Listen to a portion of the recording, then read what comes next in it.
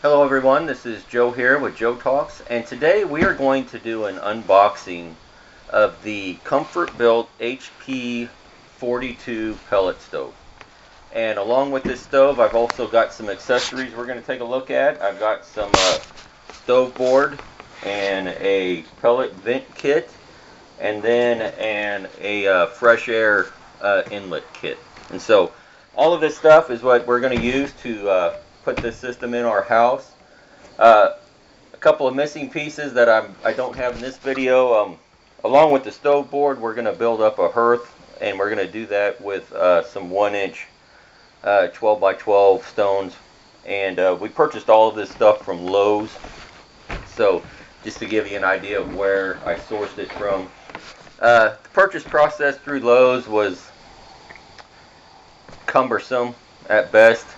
I ordered all of the stuff online, and I don't know if Microsoft did an update to their system or something that screwed up some websites, but you know, I went in and I logged into my account and I put all this stuff in the shopping cart, and every time I hit the buy now, the page would crash, right? It wouldn't process the payment, and that really induced a lot of problems in my purchase process because every time I hit that button, it was trying to hit my card, and then it would credit my card, and then charge and credit, and that just screwed up a whole lot of stuff. And I ended up going back and making the purchase using the AI bot, which finally got the purchase to go through using that mechanism.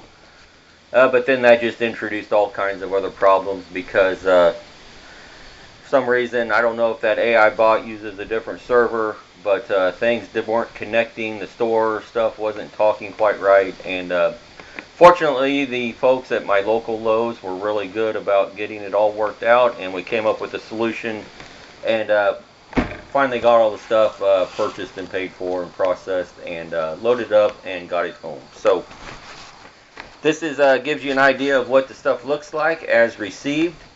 Obviously, when you get this product, the first thing you're going to want to do is take a look around the box and make sure there's no obvious damage. Anything where the side of the box looks like it's been hit or knocked over, you want to flag that immediately. And don't accept the product if it shows any damage, because once you accept it, even though Lowe's has a warranty, the manufacturer has a warranty, really at that point you own it, right? Because if you have to execute on that warranty, you know, if you have to take it to Lowe's, well, you still got to box it up, you still got to take it back. It's going to be a nightmare, and God forbid you have to execute the manufacturer's warranty, because then you're into the whole, let's send a service agent out. You know, you have to take a day off work, they'll have to order parts, they have to take another day off work to make an appointment, and you're going to be much better served if you just deny the product from the outset if it has any damage. So I have taken a quick look around this box, and I don't see any signs of damage, so I'm going to go ahead and move forward with getting it unbanded, and we'll take a look at it and see what we got on the inside. So a couple of tools I have, just some basic snips, a pair of needle nose pliers, and a razor blade. So let's go ahead and we'll get this thing popped open. There's a little bit of damage on the top, just where the banding strips were cinched down and where I put my loading strap, but I don't foresee that being any kind of issues.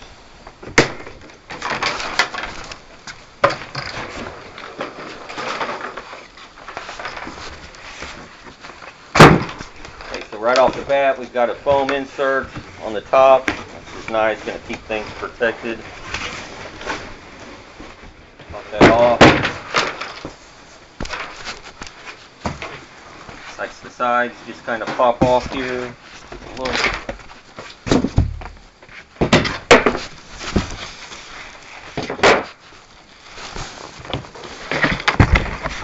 Right. So from the get-go, I can see that there are some straps that are supposed to hold the unit down to the pallet. The strap on the very back, the bolt is missing. So just to document that, I don't know that it's going to be a big issue.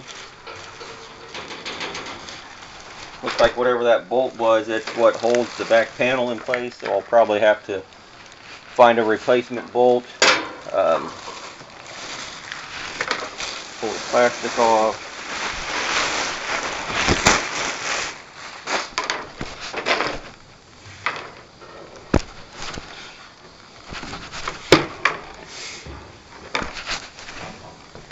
Okay, so it all looks to be in pretty decent shape.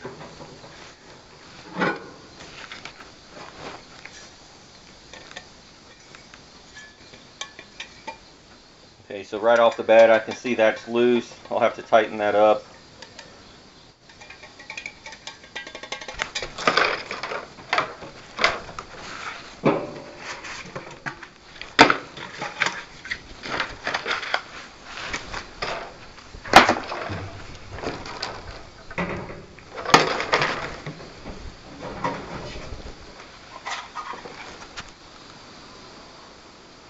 I don't know if you can see, these are offset. Looks like maybe they're supposed to be that way.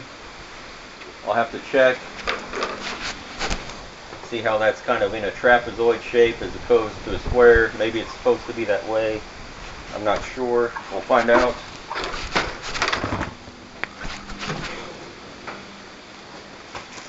Got a manual. This manual can be found online, so I used that quite a bit when I was researching these units. They do have a pretty good manual, I will give them that much. Here's the control panel.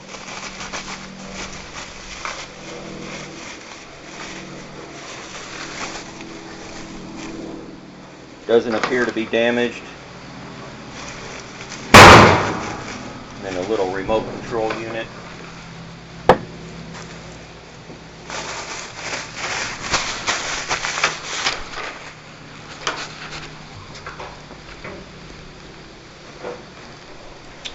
Okay, there we have the power cord.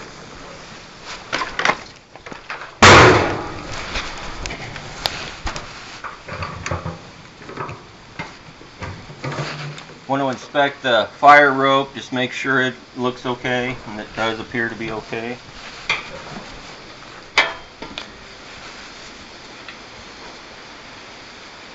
This was loose in the box. It looks like it's supposed to be attached, so there's a couple of little grooves down here.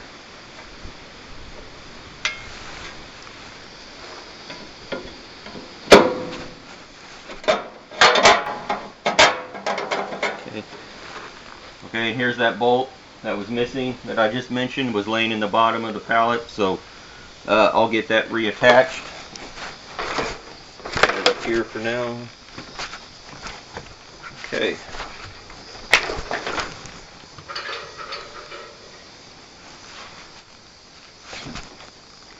Alright, so I'm going to have to go get some Allen wrenches because it looks like you do have to unbolt it from the top of the pallet. So let me go grab an Allen wrench and I will be right back.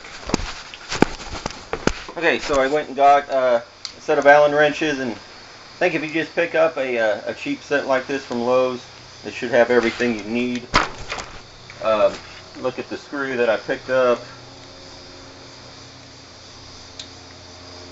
Looks like that is a 5/32 Allen wrench that you're going to need. So I will get this unhooked.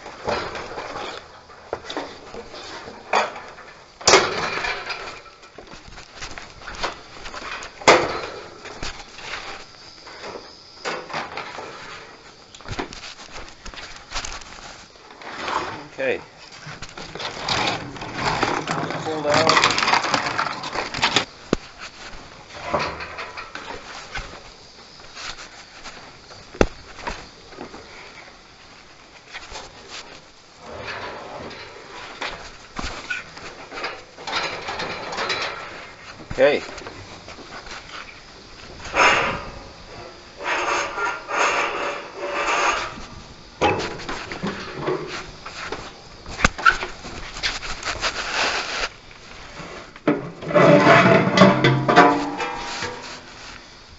And pull it out and make sure the ash box looks okay. Don't see any obvious defects in the ash pot. Get the burner box. Appears to be okay. Alright. And again, check for any packing, because you don't want to start this thing up with a bunch of packing inside of it. So just do a quick double check. Alright, looks okay.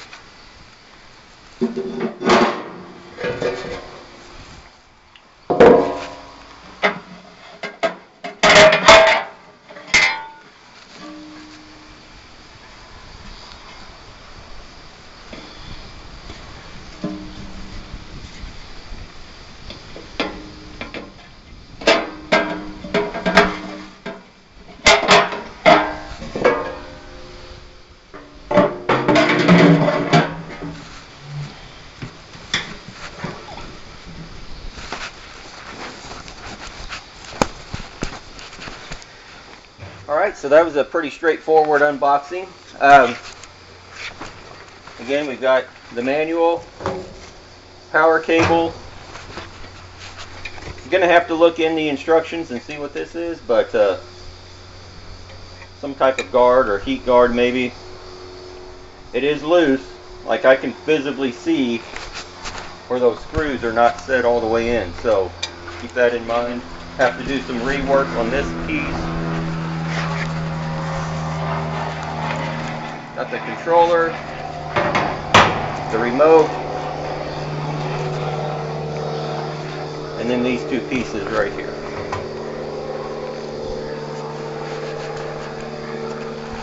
Okay, so that's the end of part 1 video. Part 2, I'm going to go through the instructions and we'll get all of this stuff assembled, and we'll do get it all put together, and we'll fire it up and do a burn-in. I'll probably use one of these heat pads and set up on my deck out here and just run some pellets through and just have it go through a heat cycle, get all that manufacturing oil burned off.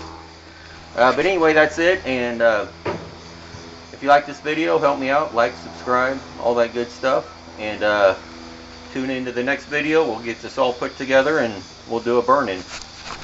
Alright, thank you.